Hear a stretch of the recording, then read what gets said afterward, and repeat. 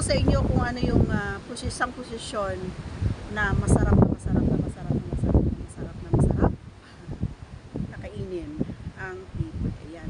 Ito oh. Ayan, nakikita mo yan. Ganyan. Ganyan yung aurahan. Napakasarap sa pakiramdam. And alam mo kung bakit sinasabi kong masarap? Nahahanginan kumbaga eh. So, nakakatulong ito sa lalaki para hindi masyadong nasusuffocate kasi kapag nakahiga yung babae and kinakain, walang hangin na dumadaan, no? So minsan nasusuffocate na siya. Siyempre hindi natin maiwasan yun, minsan kahit maghugas ka pa, may amoy at may amoy. Pero yung mga may mga kalalakihan din kasi na gusto yung may amoy, gusto nila yung medyo amoy melon, ganyan, amoy bagong, ganyan. Hindi naman na siguro, hindi mo naman ipapakain yun. Ako kasi kapag alam kong naamoy ko na amoy bagong, hindi ko ipapakain kahit gusto niyang kainin. Ayoko, nakakahiya kaya. Ayoko ng ganun. Awkward kaya. Just charot. Pero kapag ipilit niya, edi, sige. Diba? So, ikaw ba naman ang ayaw ka pa ba? Choosy ka pa ba? Siya ka may gusto. Masarap kaya na kinakain. Diba? Masarap talaga. And, yun nga.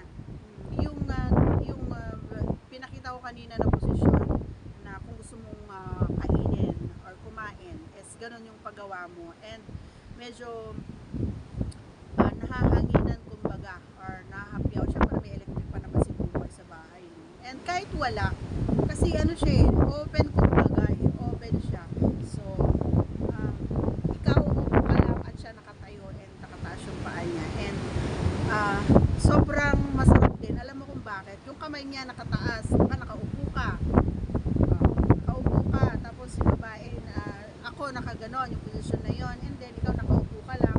Yung isang kamay mo ay lalaro doon kay Jugelia or di kaya kay Jolens, ginaganon mo siya. And then yung isa naman, ayan, ilalaro mo yung kanyang pipay habang kinakain mo, di ba?